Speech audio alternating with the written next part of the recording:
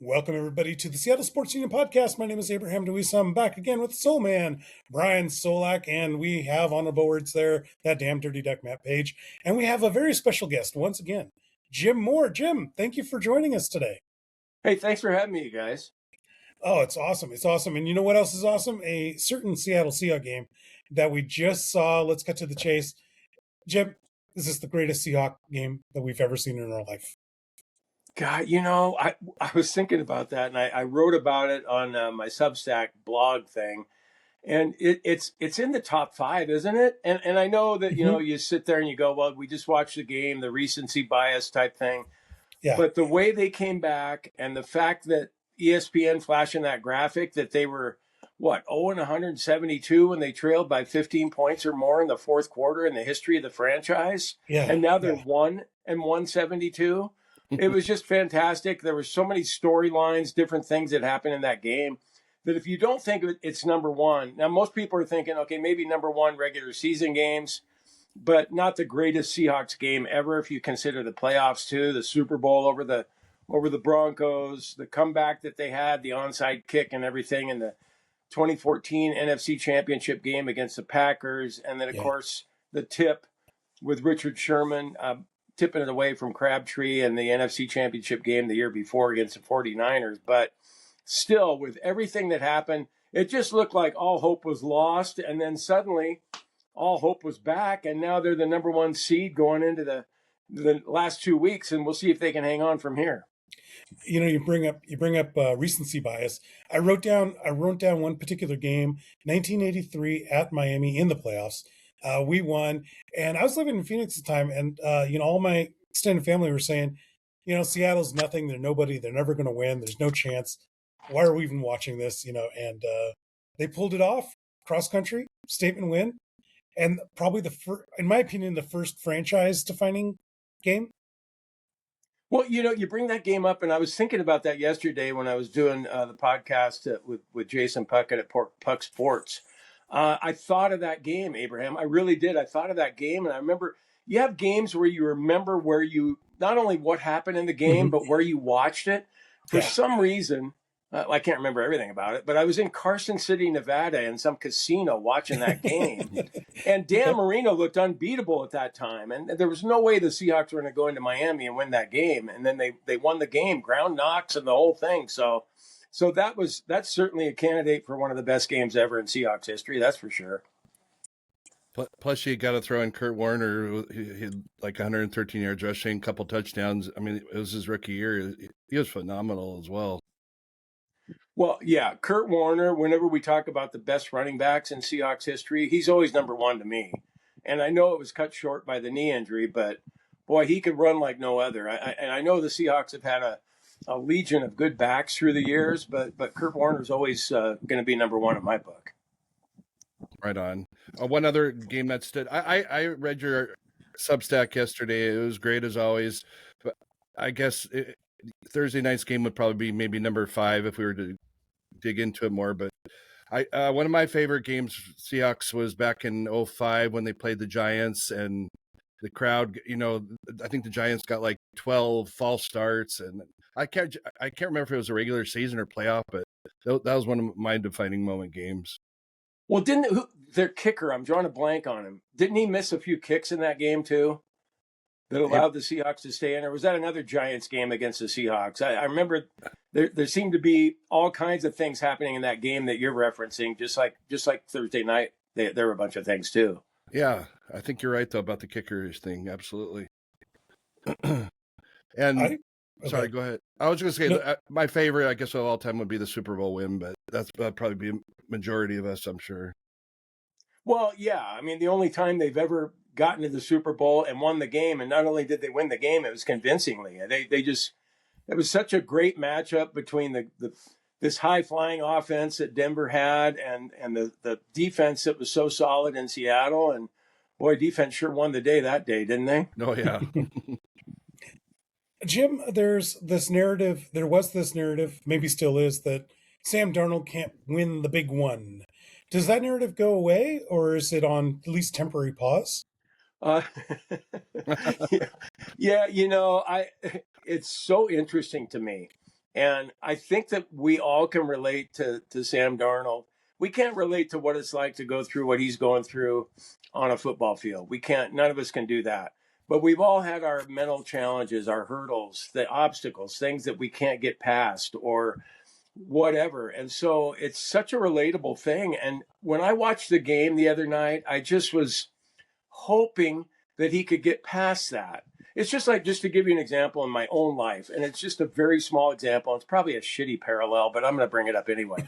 I played golf the other day, and I probably have broken 80, maybe 5 times in my life. Well, I'm on the 17th hole, and all I have to do is par the 17th hole and par the 18th, and I'm going to shoot a 78 or a 79. I forget what it was.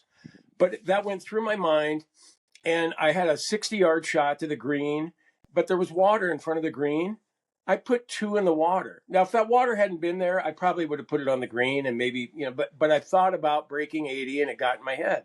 Sam Darnold, okay, sorry for the parallel there, bringing up, some 68-year-old guy golfing, but still, I think that it's relatable to a lot of us.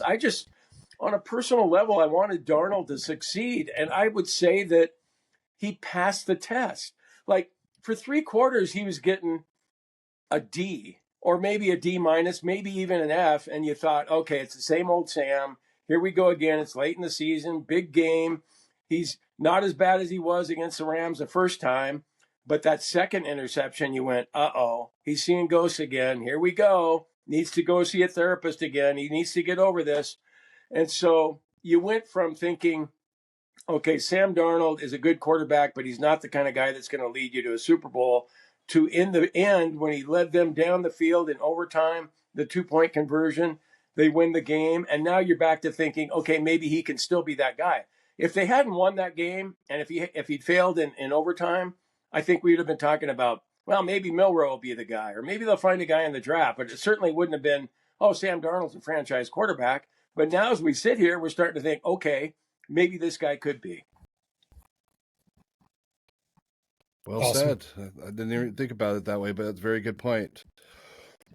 Excuse me. So I make a lot of good points. I don't know if you knew that. Yes, I'm full of good points. I mean, most people think I'm full of shit, and they're probably right. But I occasionally have a good point. Not very often. Oh, come on. We disagree. I got to tell you, just as an aside, I got a kick out of it the other night because Ryan Divish and Alex Akita, do you know these guys? Yep. Yeah. Well, apparently, like, Alex was drunk one night, and he decided he had this idea that, you hear about these 1-900 guys, that are giving out their picks, and they're always on fire, and they're red hot. Right. Give us a call and give us your money, and we'll give you these picks. Well, their idea was, since I'm so bad at picking games, that they wanted to do a podcast with me and then have me pick games and then inform the listeners that they need to fade me and go the other way, and they'll win that way. And so they thought that was such a good idea. They thought they were pretty funny coming up with that idea. Well, did you know, and I made sure that Ryan and Alex Akita knew this, I bet on that game going overtime. I bet $30 on that game going overtime, and I won $425 or something. Oh, so nice. Yeah, so blind squirrel type thing, I know, but occasionally I come through. Good for you. Aren't you in the deepest, darkest woods of Oregon these days? What's that? I thought you moved. You're not in the Seattle area anymore, right? I'm down in Bend, Oregon. Yeah. So, and you still make it out there to get the bets down, huh?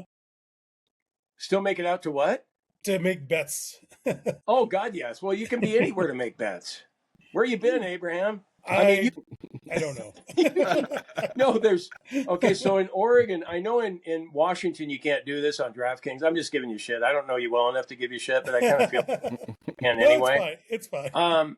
In Oregon on DraftKings, you can bet legally. You can bet online. Okay, you can't bet college basketball or college football. Okay. But I have a way around that because there's a betting site called Rebet. You download the app, and I think it's legal in Washington too if you want to give it a try. So yeah, I bet from my couch. It's great. I love it. No, I think it's because you can't. You're right. You can't bet online for the most part in Washington State. So I'm thinking like you have to find a casino somewhere. I remember you telling us you're in Oregon now, in Bend, and I'm like, where would you even find a casino out there? Well, yeah, I think the nearest casino is in Warm Springs, and it's probably an hour away. And I don't even know if they have a sports book, but it's so nice now though with having these online sites that you can go to, and you can just have it deposited. If you win, deposit it into your checking account or Venmo, or vice versa if you need to deposit. It's just a quick and easy thing. I mean, back in the day when I was doing this illegally, and that day wasn't too long ago, Okay. these offshore sites, and Right. I'd have to go into Walmart and I would look around. I'd have $500 with me and do a MoneyGram, person to person transfer, wire transfer to some guy in Costa Rica. And then, the lady would always look at me and go, do you know Jose Miguel Ramirez? And I was like, oh yeah, we're really good friends. Like I had no idea who Jose Miguel was. Just take my money, would you, lady, so I don't have to lie to you, so I can go back to betting. But then I would look around, and when I did it in Bellevue, when I had a job, I would look around and think, God, I hope there's not a Bellevue cop here. I'm going to get cuffed and led away. But it's nice now. I'm glad that it's finally legal. Can you tell us your lock of the week? I didn't see it online. Would you care to share it with us before you reveal it to the public? Well, okay, just in case you have a listener who doesn't know my history, I'm 6-8-1 this year on my locks of the week, and so that is an indication that I don't know what I'm talking about. The last pick I made was Boise State plus 9.5 in the LA Bowl against the Huskies, and that didn't go well last week. But this week I'm going with the Chargers. I'm taking the Chargers. I think the line's down to 1.5 now. Okay. But if you're going to give me Justin Herbert and a 9-4 team and Jim Harbaugh on the road against the Cowboys, and you're going to give me points against the Cowboys, I don't care if Dallas is at home and trying to fight for this glimmer of a playoff hope they still think they have. I still think Justin Herbert will get it done with the Chargers on the road. So, yeah, I'm taking the Chargers my lock of the week. Okay. Right on. I got a question for you. Let's stick with the betting for a moment. There's a proliferation of betting content on sites like ESPN and whatnot, and then you get players that are and coaches wrapped up in gambling scandals. Are the networks getting a little too chummy with the betting people? It's a slippery slope, Abraham. I mean, it's really, I got a kick out of it the other day because you guys probably caught this where Pete Carroll had his kicker go out against the Broncos and kicked a field goal with 5 seconds to go. They were down 10 at the time. Now, if he'd kicked the field goal and got within 7 and there was still time on the clock, maybe you recover the onside kick and you Hail Mary and tie the game or win the game or whatever. But there was no way a 47-yard field goal was going to take less than 4 seconds or 5 seconds. So everybody thought, well, Pete Carroll's on the take because Denver was favored by 8.5. And so the Raiders covered the spread when the kicker made the field goal. But just along those lines, though, I think the biggest problem is these prop bets, because now you can find just one player, and if you can get to him, and let's take basketball for instance, you can do prop bets on how many rebounds a guy's going to get, or how many points, how many assists, all these different things, and if you can get him to hit under those over/under totals, then you're really onto something. And there's corruption everywhere in that. It used to be that if you got one player who would point shave or whatever, well, the other players are trying to win. So no matter what the star of the team does, the team still might win. So there was some room for error there. But I just think the prop bets, and the kids are really into prop bets. I've got a couple of college kids, and they make prop bets and they say their buddies are all doing it too. I'm not so into that, but yeah, it's they really need to keep an eye on it because it's just everywhere. And I like to think, though, that in college, the kids are making enough money with NIL and all of that they won't be as susceptible as they would have been before. But it's still something to keep an eye on.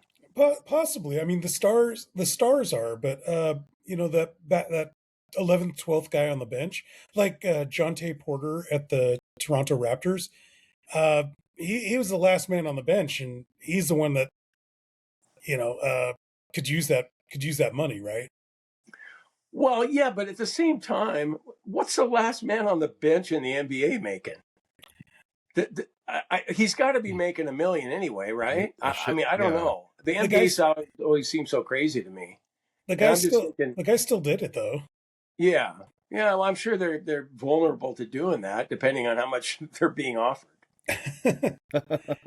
Oh, and then over in your state, the coach got wrapped up in a gambling thing, didn't he? Oh yeah, Chauncey Billups. Yeah, yeah. I'd like to get more.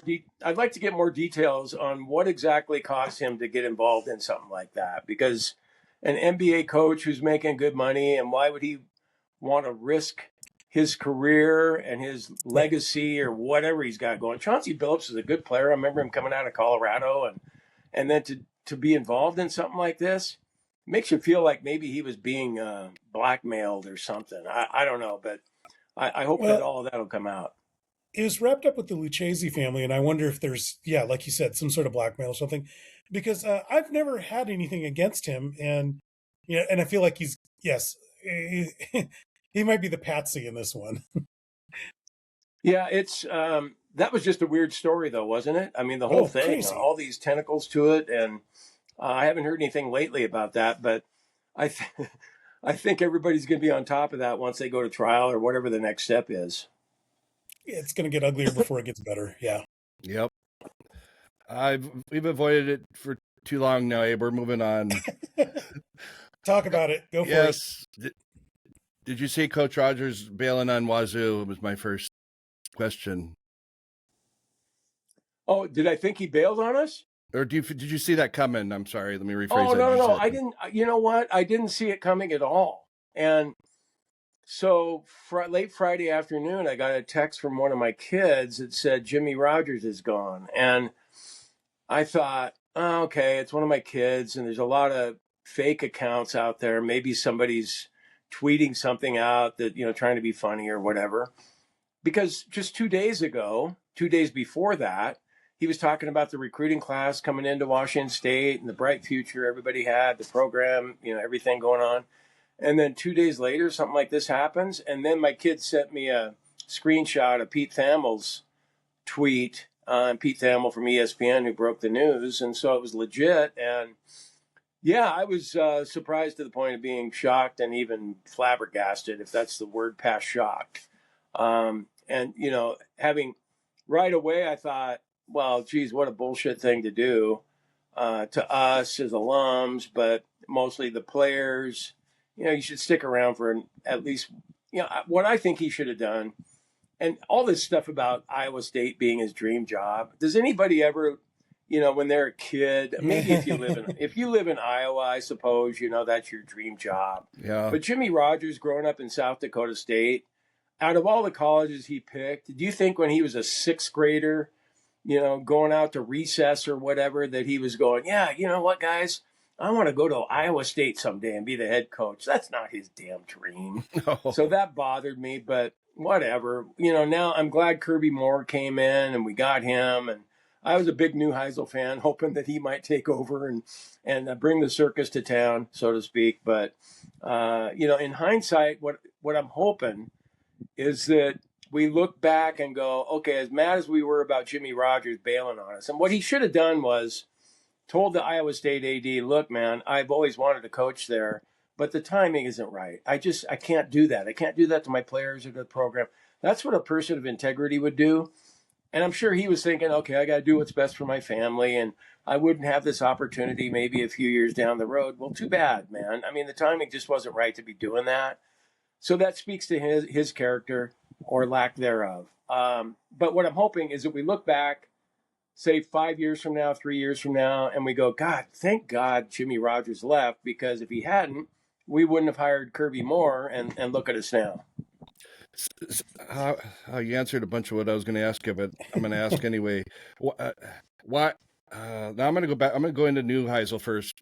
Tell me a little bit more why you wanted Neuheisel coming in. I know you just said something about it, but expand on what you were talking. Why you wanted him to Pullman. And this would be okay. Here's the thing. Here's the thing, you guys. 10 years ago, I wouldn't have been all over Rick Neuheisel as a candidate, because 10 years ago, college football didn't have the NIL. They didn't have the rampant transfer portal stuff. it wasn't, this lawless thing going on with college football. But everyone knows it's the Wild West now. It's a circus. Everything, it's anything goes. And so I just thought, why don't we lean into it? Because the number one factor, as far as I can tell, to having a good program is having money. Yeah. And I felt like Neuheisel. I don't know if you guys have ever seen him. I know you have in press conferences and stuff. But with boosters, he owns a room like no other. I mean, he just absolutely owns a room. He can make, I think he could make, a homeless guy with a cardboard sign on an off-ramp, give him some money. I mean, I think Neuheisel's that good.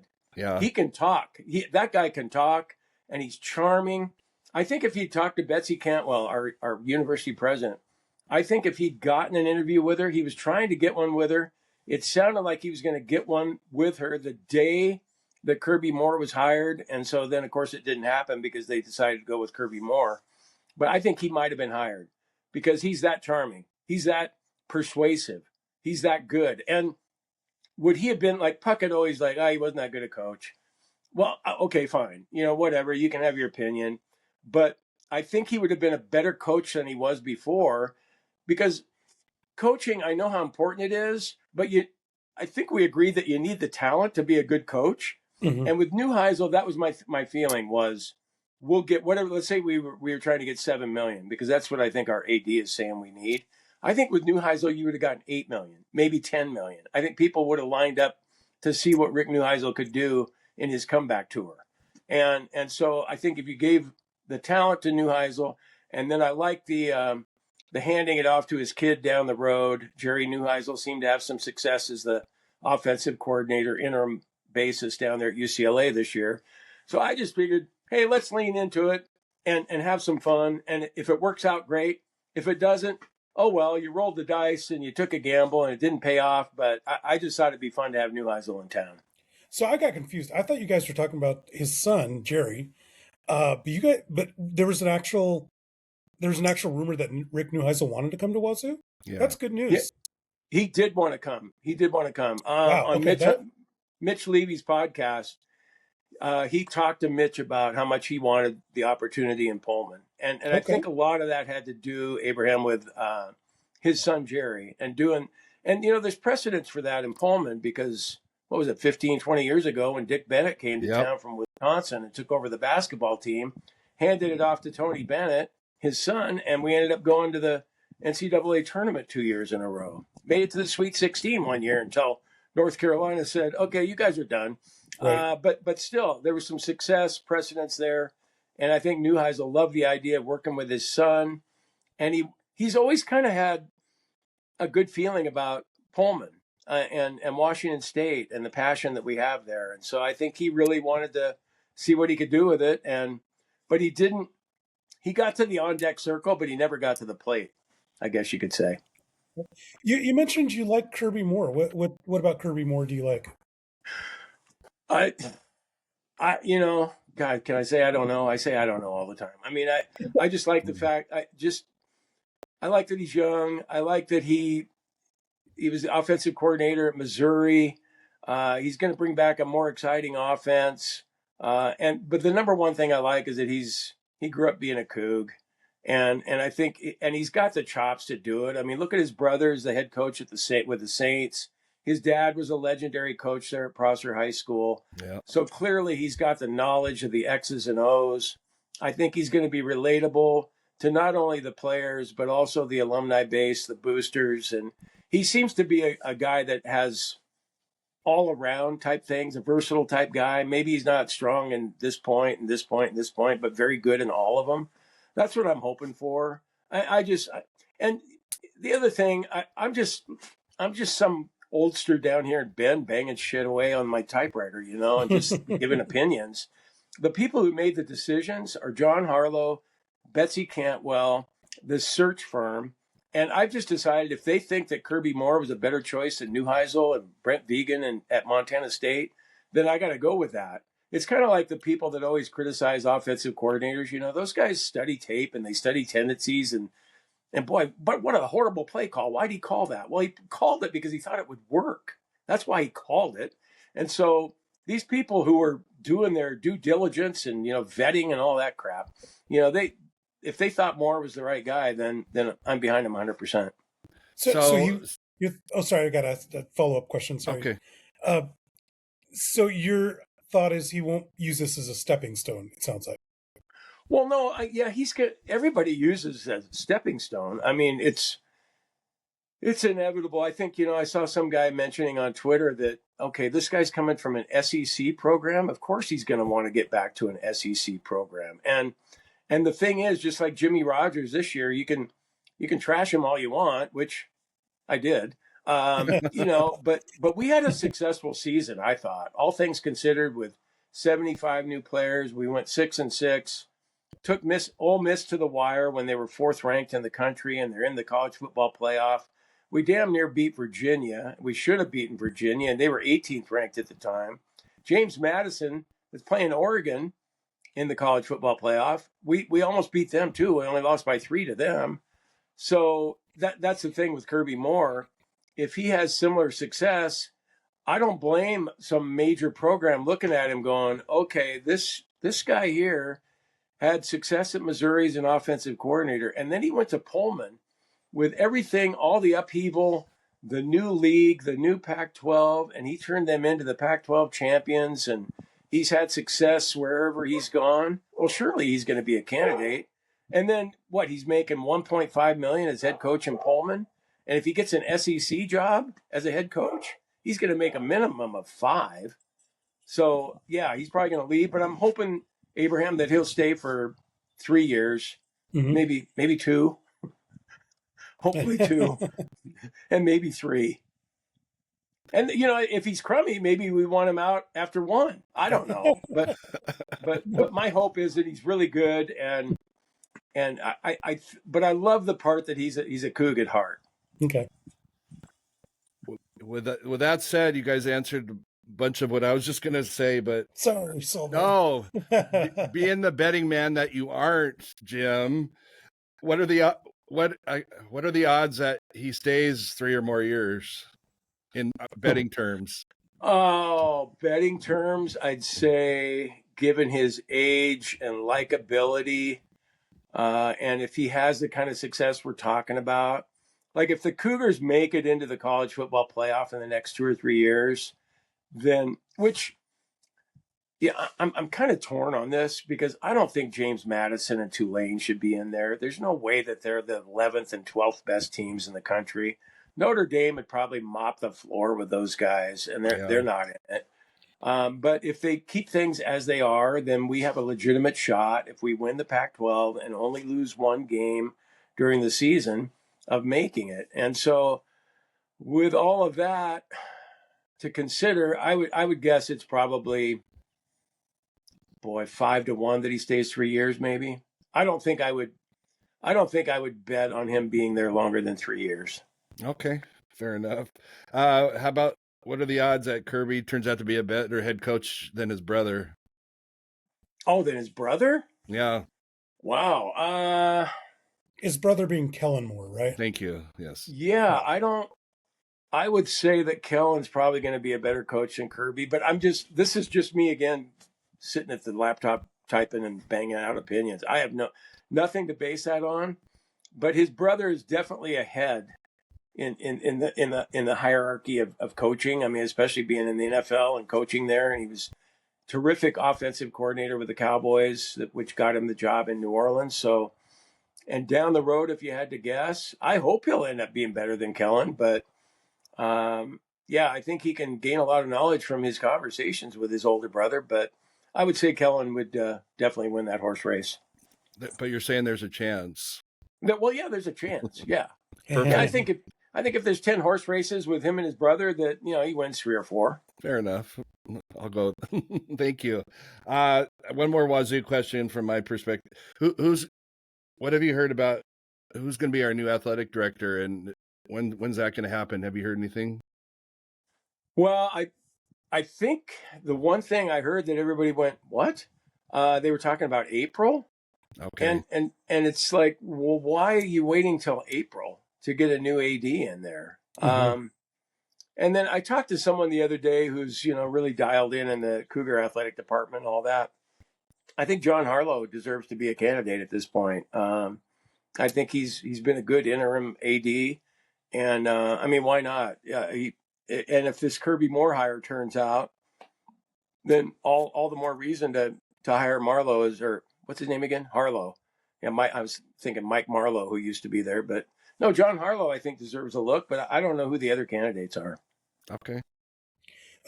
Soulman, we can't end the Wazoo conversation. We got to find out about the famous Idaho Potato Bowl against, hey, hang on, Utah State, former college of Robert Turbin and Bobby Wagner, against your guys' Wazoo Cougs.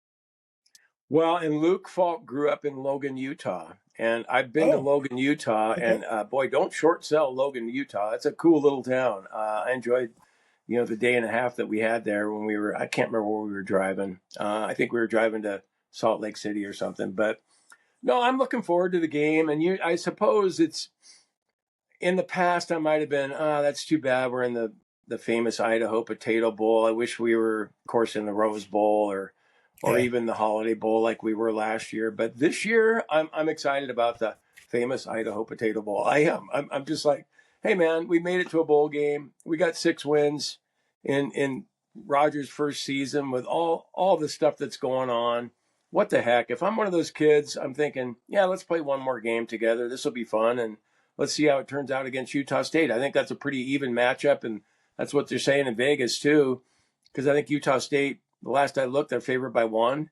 So this might be another game that goes overtime, you guys, if you want to get a bet in, because usually when the point spread is right around 1 or pick 'em, it's going to go down to the wire. So check that out. If you want another smoke and lock of the week, there's one for you. Overtime in the famous Idaho Potato Bowl.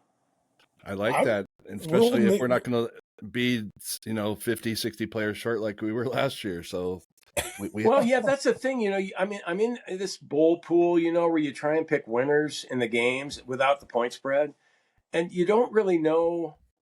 Like there's kids that enter the transfer portal already, and then some of them, even though they entered the transfer portal, are going to play, and some of them aren't. And I don't know what's going on at Utah State. They might have kids that aren't playing. Like our running back entered the portal, and he's not going to play, but Voorhees. But Freeman entered the portal, and he is going to play. And so, yeah, it's just you flip a coin and you hope for the best. I was talking to my kid the other day about it. I think it was yesterday. And I just said, the transfer portal opens on January 2nd. And then these kids are already declaring that they're going to go into the transfer portal. Why don't they just wait until January 2nd and finish out the season with the team they're on? And the other part that needs to change is when you give these kids money. Okay, fine. However you feel about that. And, it's crazy the amounts of money these kids are getting. But you give them money, they should sign something that, okay, we're going to give you this money, but it's contingent on you playing every game this season if you're healthy enough to play.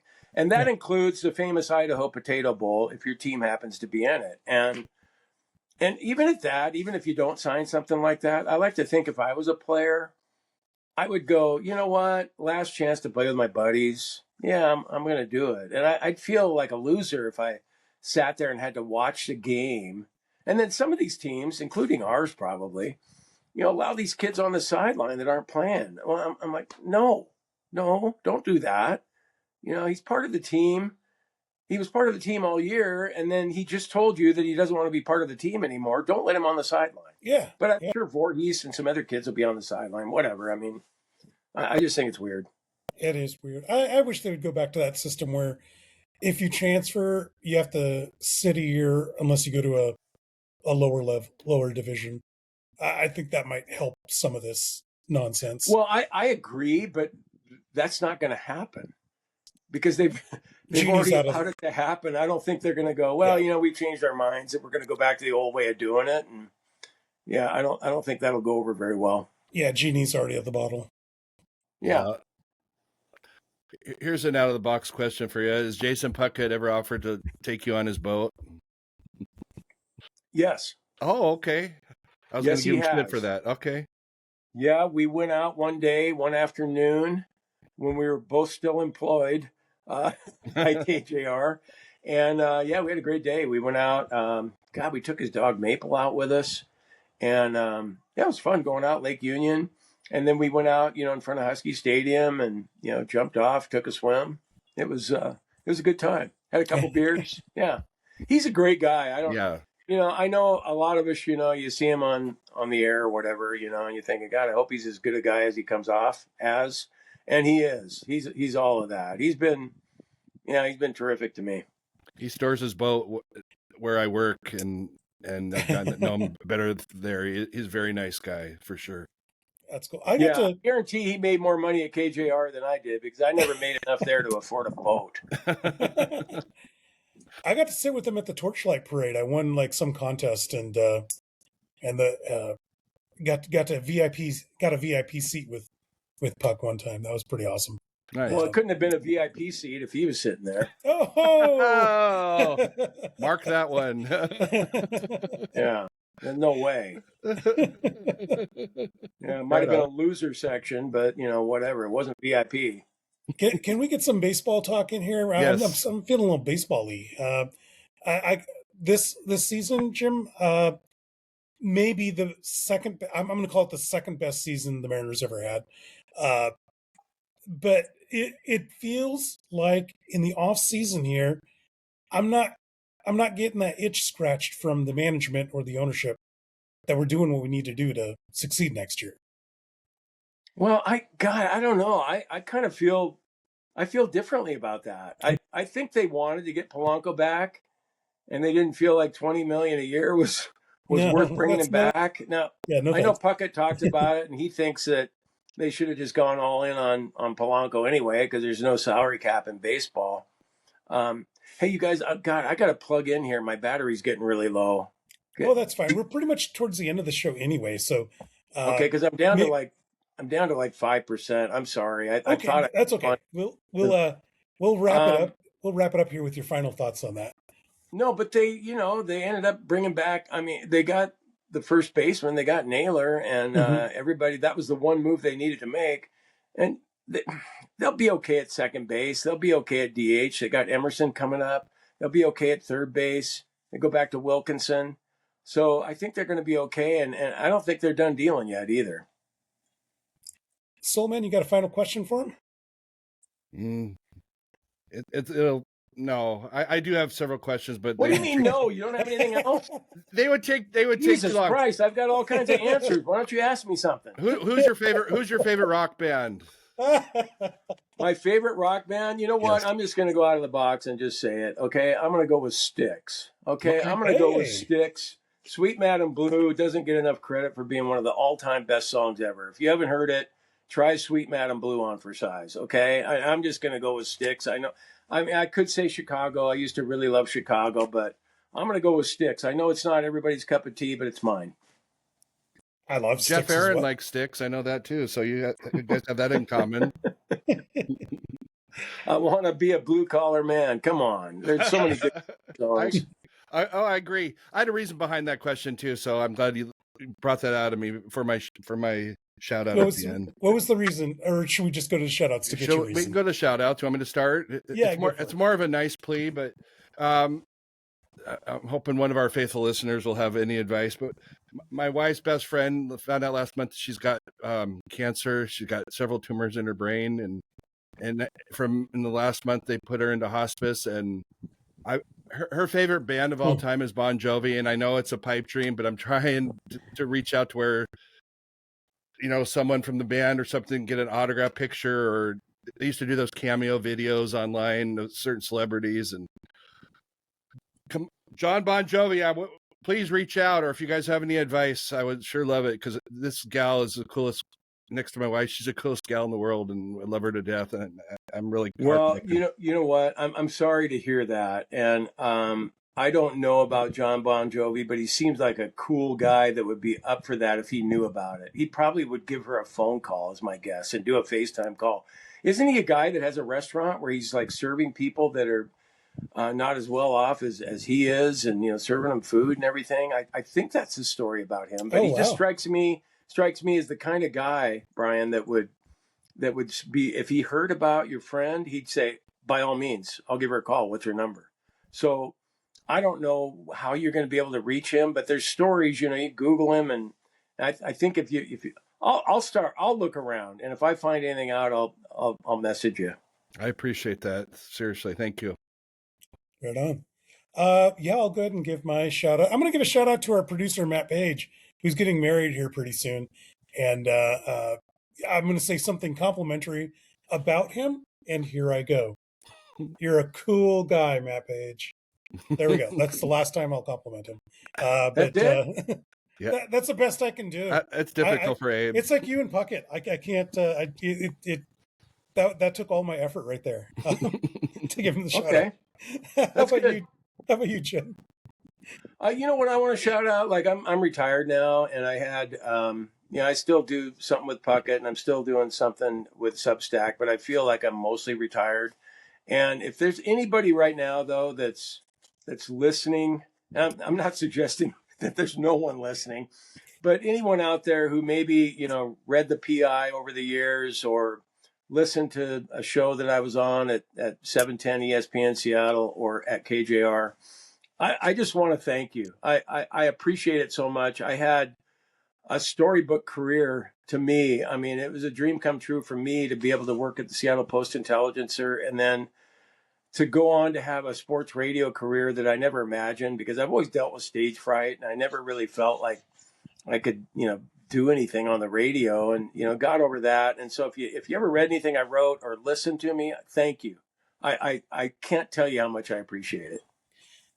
Oh, I definitely got to say, Jim, I'm one of those fans of yours. Yes. I did read you in the PI back when we had a morning paper and an evening paper for us sports fans, pre-internet days. And it was always great to get your insight. And I really loved having you on the show again every time, actually, yes. And getting your insight on things.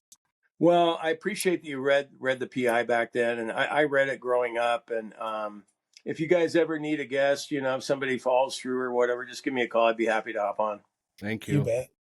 Well, stay warm out there in Bend, and I want to thank everybody out there for watching us here on YouTube and listening to us on Spotify and iTunes. For everybody out there, please go check out Jim Moore on Substack, or what is it? It's Jim Moore, the go-to guy.substack.com. Okay. Great, thank you. And of course, you're on X, where I see you quite often. And please check out Jim. He's got lots of great content. In fact, that Puckett show, you and Puckett make me laugh every time. Yes. Check that show out as well. Well, on behalf of the Soulman, Brian Solack, and our producer, Matt, that damn dirty duck, Paige, and our very special guest, Jim Moore, I'm Abraham DeWeese, and we'll see you guys next time. Merry Christmas. Merry Christmas. Oh, and go Cougars, right? There you go. Cougs. Yeah.